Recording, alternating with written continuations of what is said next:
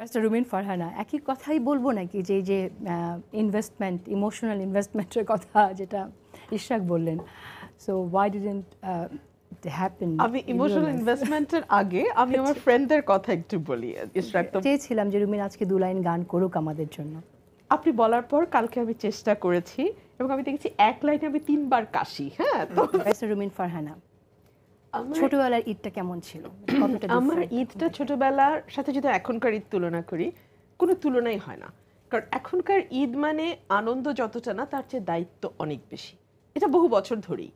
আর ছোটবেলা ছিল পুরোটাই আনন্দ এবং আমাদের ঈদ, ছোটদের বিশেষ করে ঈদের দিন তো আর ঈদ শুরু হতো না, ঈদ শুরু হতো ঈদের আরো অনেক আগে থেকে। রমজান আসছে মানেই আনন্দ শুরু হয়ে গেছে।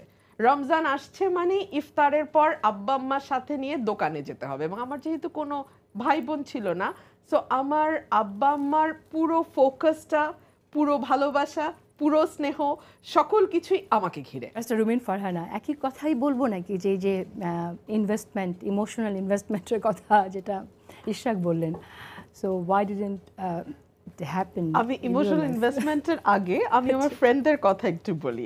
ইশরাক তো বলছিল আমরা মেয়ে হওয়ার কারণে আরো যেটা সমস্যা হয়েছে, আমি তো girls school, girls college, Holy Cross school, Viqarunnisa college, আমার সব বন্ধু মেয়ে এবং তারা কেউই পলিটিক্সের ব্যাপারে একেবারেই উৎসাহী না।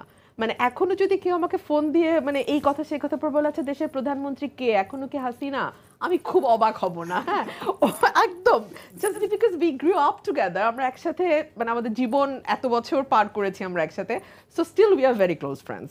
বাট তারপরে যেটা হয় যে এক ধরনের একা একা বোধ হয়, বিকজ আমার জীবনটা এত বেশি পলিটিক্স কেন্দ্রিক, আমার সমস্ত চিন্তা, আমার টাইম ইনভেস্টমেন্ট বলেন, সব কিছুই এত বেশি দেশ এবং রাজনীতিকে ঘিরে যে কি হতে যাচ্ছে। রাজনীতি কিন্তু খুব দারুণ একটা পাশা খেলা। আপনি একটা চাল দেবেন, আপনার প্রতিপক্ষ একটা চাল দেবে, আপনার বন্ধু আর একটা চাল দেবে, এই 3টা চাল আপনাকে ব্যালেন্স করতে হবে। হ্যাঁ, সো এই খেলাটার মজা যদি একবার আপনি বোঝেন, আপনি এই খেলা থেকে বেরোতে পারবেন না। যে কারণে একবার যে রাজনীতিতে ঢোকে, ও কিন্তু রাজনীতি থেকে বেরোতে পারে না। বিয়ে করতে গেলে কি রাজনীতি থেকে বের হতে হবে? রাজনীতিতে আসবার সাথে বিয়ের তেমন কোনো বিরোধ নাই, তবে যারা রাজনীতিতে একেবারে ঢুকে যান তারা সাধারণত একটু লেট ম্যারেজ করেন। আমার বাবাকে আমি দেখেছি, he got married when he was 52। So বিয়েটা আসলে আমার মনে হয় রাজনীতিবিদদের ওই যেটা বলছিল, জেল জুলুমের একটা ব্যাপার থাকে, পলিটিক্সটা কোন দিকে যাচ্ছে সেদিকে ফোকাসটা অনেক বেশি থাকে, সো মানসিক ইনভেস্টমেন্ট যেটা সেটা আর অতটা হয়ে ওঠে না।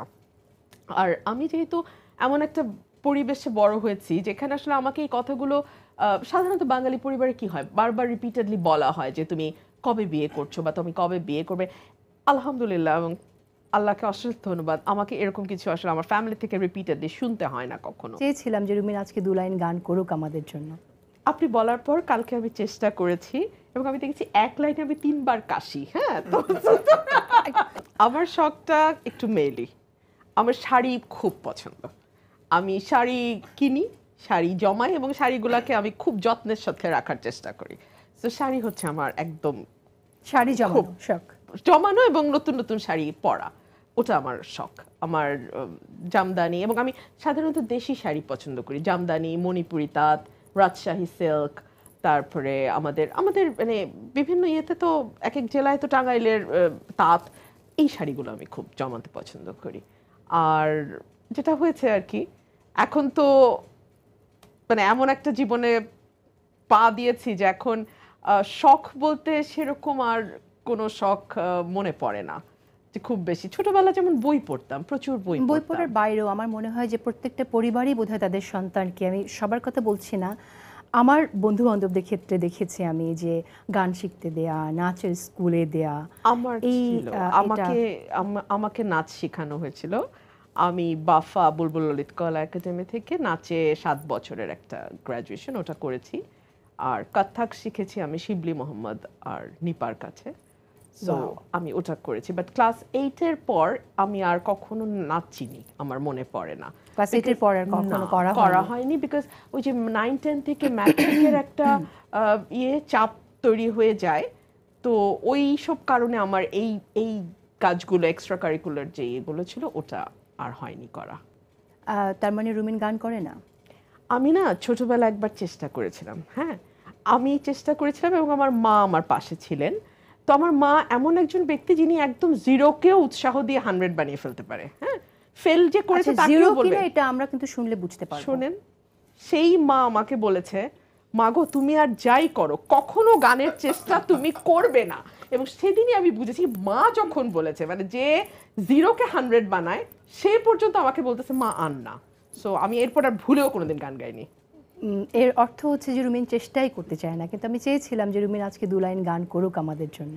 আপনি বলার পর কালকে আমি চেষ্টা করেছি এবং আমি দেখেছি এক লাইনে আমি 3 বার কাশি। হ্যাঁ তো রুমিন ফারহানা, ছোটবেলার ঈদটা কেমন ছিল? কতটা আমার different? ঈদটা ছোটবেলার সাথে যদি এখনকার ঈদ তুলনা করি, কোনো তুলনাই হয় না। কারণ এখনকার ঈদ মানে আনন্দ যতটা না, তার চেয়ে দায়িত্ব অনেক বেশি। এটা বহু বছর ধরেই।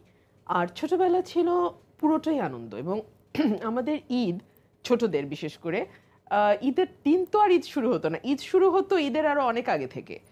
রমজান আসছে মানেই আনন্দ শুরু হয়ে গেছে।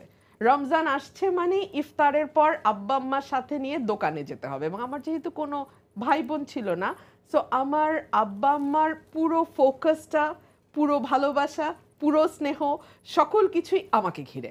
সো আমি মেয়ে সন্তান, সো আমাকে সাজাবে ঈদে। আমার বাবা এভরিডে, অলমোস্ট এভরিডে জেসিন আপা ইফতারের পরে আমাকে নিয়ে কোনো না কোনো দোকানে যেত। But my mother was very strict. আম্মা আমাকে কিছু তো দিতই না, আবার আব্বাকেও বকতো, কেন ওকে এত কিছু কিনে দিচ্ছ, তো বাচ্চা তো নষ্ট হয়ে যাবে। তো আম্মার এগুলো খুব স্ট্রিক্ট ছিল। বাট আব্বা একদম 2 হাতে আমাকে যতটুকু পারতো আব্বা কিনে দিত। আর ঈদের দিন সকালটা যেটা হতো, আমি বসে বসে বাঁচতাম যে আমি কোন জামাটা আগে পরবো, কোন জামাটা দুপুরে পরবো, কোন জামাটা বিকালে পরবো। সো এই আনন্দটা না, এই হালকা ব্যাপারটা বহু বছর ধরে। নতুন জামা কি লুকিয়ে রাখতেন? আমি নতুন জামা আসলে লুকাবো কার কাছ থেকে যেছেন আপা? আমার Family তে কেউ তো নেই। ভাই বোন নাই, যৌথ পরিবারে এটা যৌথ ঘটতো, পরিবারে এটা হ্যাঁ। হয়, আমার তো ওরকম কেউ নাই। তো ওভাবে লুকানো হতো না। বাট হ্যাঁ, চেষ্টা করতাম যাতে আর কেউ, বন্ধু বান্ধবরা বিকালে খেলতে আসতো, ওরা যেন আবার ভুল করে আমার জামা দেখে না না ফেলে, দেখে এইটুকু ফেলে। চেষ্টা থাকতো। তো এই জামা কোনটা পরবো। আর সকালে উঠে আমরা নানু বাসায় চলে যেতাম। আমরা এখন যে বাসাটা থাকি এলিফ্যান্ট রোডে, ওখানে আমার নানা বাড়ি ছিল।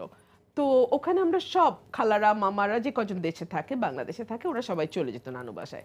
নানুর বাসায় আমরা দুপুরবেলার খানা দানা হতো, তারপর আমরা বাসায় চলে আসতাম। বিকালবেলা চাচারা যারা ঢাকায় থাকতেন, বাংলাদেশে আছেন, তারা আসতেন, ফুপিরা আসতেন। রাতের বেলা আবার আমাদের সবার একসাথে খানা দানা হতো। তো ওইটা একটা একদম ভিন্ন রকম ঈদ। আর তখন ঢাকাটাও না অনেক ভিন্ন ছিল। মানে এখন যেমন আমরা অ্যাপার্টমেন্টে চলে গেছি, অ্যাপার্টমেন্টে উঠে গেছি, আমার মনে হয় অ্যাপার্টমেন্টের ছোট ছোট অ্যাপার্টমেন্টগুলো না মানুষের মনটাকেও কিছুটা একটু ছোট ছোট করে ফেলেছে। আগে যেমন আমাদের বিরাট বাড়ি, সামনে বড় লন, সেই লনে খেলাধুলা করা, আশপাশের বাসার সব বাচ্চারা একসাথে লনে দৌড়াদৌড়ি করা, খেলা, ওই জিনিসটা তো এখন আর একদম নাই। অ্যাপার্টমেন্টের পাশের অ্যাপার্টমেন্টেও কে কেউ থাকে খবর আমরা